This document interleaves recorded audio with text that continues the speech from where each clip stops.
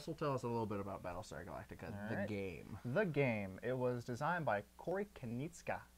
He made StarCraft and Tide of Iron as well. It was published by Fantasy Flight Games in 2008, and it is 3 to 6 players and 120 minutes long. So yeah, you've never watched Battlestar Galactica, so this game will mean a little bit less in certain areas to you.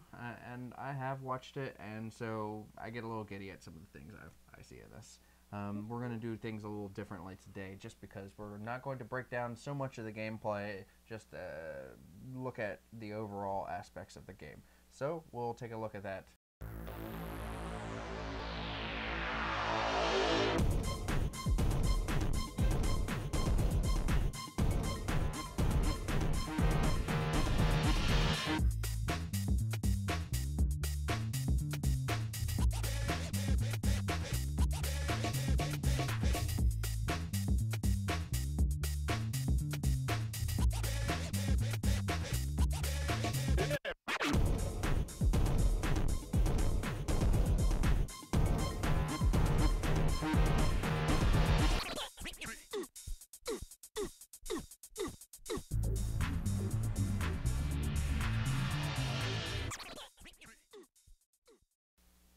Battlestar Galactica is a very simple game that can be played easily. You can learn to play it easily, but the details are in the complexities that really arise from doing everything else.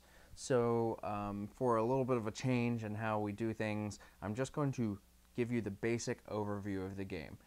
So when you start the game, you will have several different classes of characters. You will have political leaders, you will have military leaders, you will have pilots, and you will have support.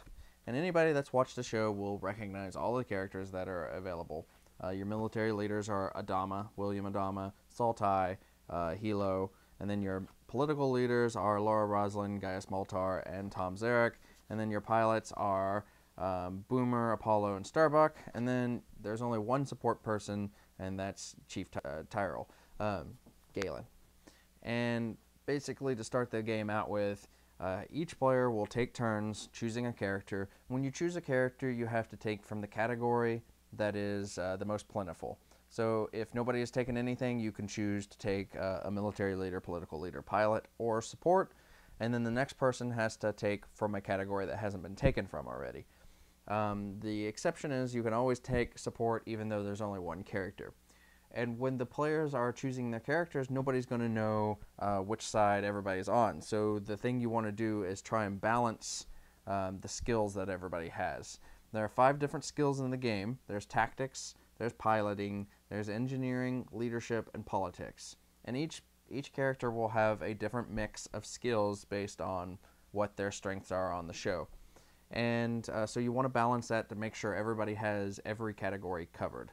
And after everybody has taken a character, they will put themselves in a certain location on Galactica based on their character's starting position. Now, there is a certain chain of command for the Admiral rank and also for the President title. And once the characters are all chosen, you will then determine who the Admiral is and who the President is, and you will pass the respective cards that describe what they can do to them, and then the President gets a special deck of cards called the Quorum cards, and she will get to use these as she goes through the game, and the Admiral will get 2 nuke tokens for use in combat, which we will not be doing a whole lot of describing of, and he will also get to choose the destination cards as they go. Now, when the characters are chosen, you then create a list of a pile of loyalty cards based on 2 times the number of players. And these will include your Cylon cards and your not a Cylon cards. And every character will be drawn 1 card to begin the game, unless their character says otherwise. And you will look at them secretly, and then you will determine if you're a Cylon or you're not a Cylon.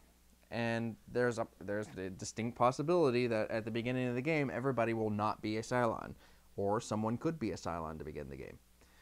So as you begin the game, you will start in a place, and the general idea is that you will go to a place each turn and do something.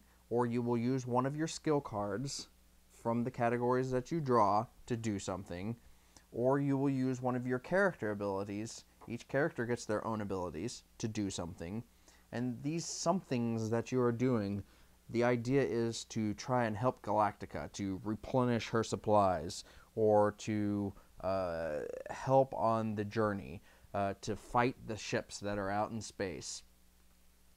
But the ultimate idea is that each turn, each player is going to draw a card that will have a criteria for meeting it. So, for instance, this one's called Legendary Discovery.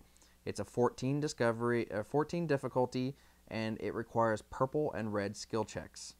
So each player will put up to 2 cards into a pot, and then you will also put 2 cards from what's called the Destiny deck. And the Destiny deck is assembled by taking 2 of each type of card: the politics, leadership, tactics, piloting, and engineering cards, taking 2 random ones, sticking it in a pile, shuffling them up.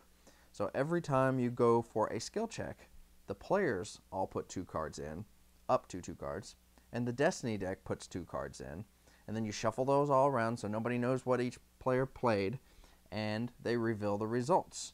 And if you pass, you get the pass result, and that's generally something that's good, or at least something that's not bad. And if you get the fail, then you get the fail result.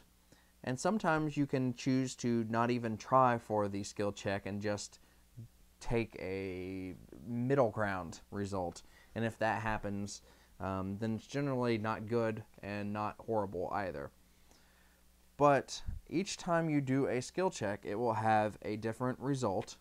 It may move Galactica closer to jumping, and so you would move up the jump track, or it may decrease or increase one of your supply tracks, and so you will adjust those as you go through. It may also control the areas of space around Galactica so that more fleet can come in, or fleet can move and try to attack. They may try and take out civilian ships, which will damage your resources. They may also actually assault the Galactica, in which they could damage rooms, or they could even destroy Galactica after a lot of hits. But basically the idea is that as you play through, you're trying to stem yourself from the tides that are collapsing on you. Bad things are constantly happening. You're just trying to slow them down long enough to jump. And it really feels like Battlestar Galactica, the television series, in that regard. Things are going to happen, but the idea is to get out as fast as possible. So as you move through these mission cards, you will move closer and closer to jumping.